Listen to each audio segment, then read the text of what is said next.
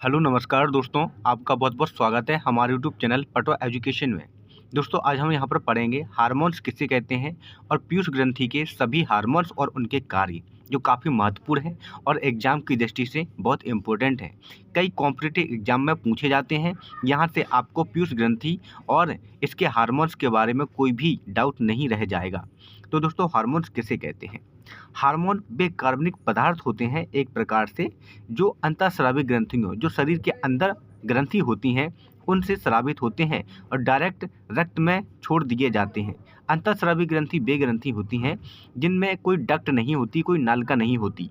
इनसे जो भी स्राव निकलता है सीधा रक्त में छोड़ दिया जाता है, इसलिए इनको अंतःस्रावी ग्रंथियां कहते हैं।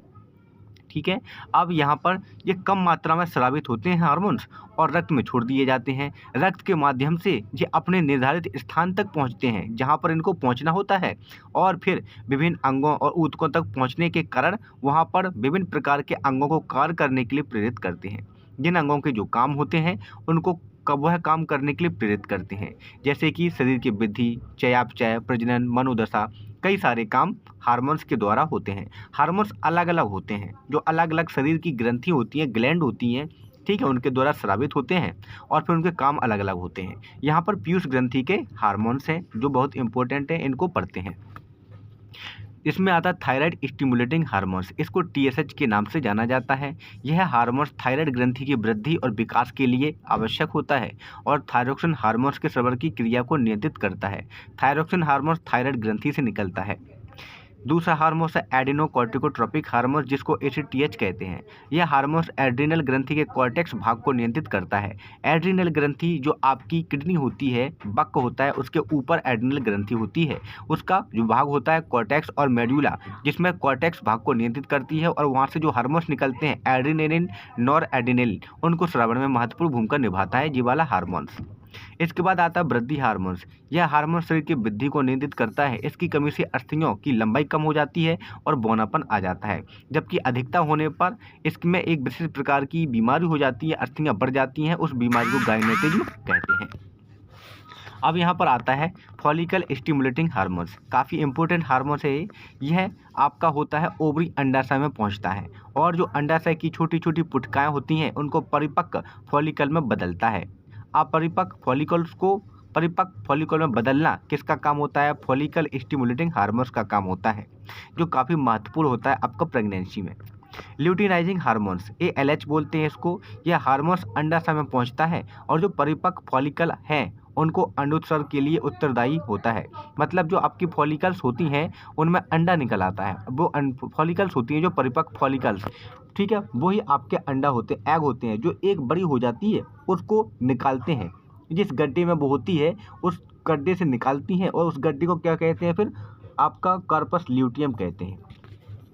पुरुषों में भी एक हार्मोन निकलता है ICSH, और ये कहाँ पहुँचता है? अंतरकोशिकीय कोश का उद्दीपन हार्मोन इसको कहते हैं। यह कहाँ पहुँचता है? वृषण में पहुँचता है। जो पुरुषों के वृषण होते हैं और वहाँ पर जो कोशिकाएं होती हैं, अंतर कोशिकाएं, लैंडिंग कोशिकाएं, इनको उत्तेजित करता है और नर हार्मोन्स टेस्टोस्टेरोन स्रावित करने के लिए उत्तेजित करता है।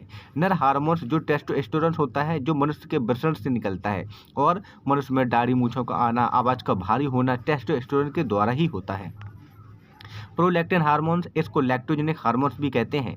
यह दुग्ध स्रवण ग्रंथियों में दुग्ध स्रवण में मदद करता है। ये आपका जो होता है स्तनधारियों में सबसे ज़्यादा पाया जाता है और बच्चों के जन्म के समय स्रावित ज़्यादा होता है। मेलानोसाइट स्टिमुलेटिंग हार्मोन्स, MSH बोलते हैं इसको, ठीक है। यह पीयूष ग्रंथि के मध्यलोब से निकलता है और ये क्या काम करता है? इसका काम होता है जो शरीर में मेलेनिन पिगमेंट होता है उसका निर्माण करना होता है और शरीर में मेलेनिन पिगमेंट के वितरण में प्रभावी होता है। इसी के द्वारा जो हमारा शरीर काला गोरा होता है इसी मेलेनिन पिगमेंट के कारण होता है।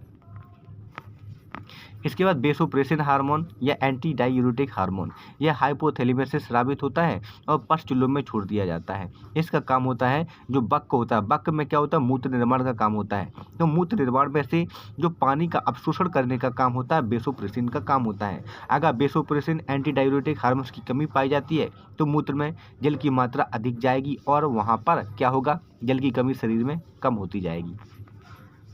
ऑक्सीटोसिन हार्मोन, यह हार्मोन्स होता है दुग्ध उत्पादक हार्मोन्स होता है। हाइपोथैलेमस से निकलकर पीयूष ग्रंथि के पश्चुलम में जाता है और स्तनों में दूध निकालने की क्रिया को बढ़ाता है। अगर ऑक्सीटोसिन हार्मोन्स ज़्यादा है तो दूध अधिक निकलता है। ऑक्सीटोसिन हार्मोन की मात्रा कम है, कम स्रावित हो रहा है तो दूध की मात्रा कम हो जाती है। तो दोस्तों आज आपने हार्मोन्स किसे कहते हैं और हार्मोन्स के कार्य पड़े पीयूष ग्रंथि के। वीडियो अच्छा लगा तो चैनल को लाइक सब्सक्राइब कर लें और सभी वीडियो आपको प्लेलिस्ट में मिल जाएंगी।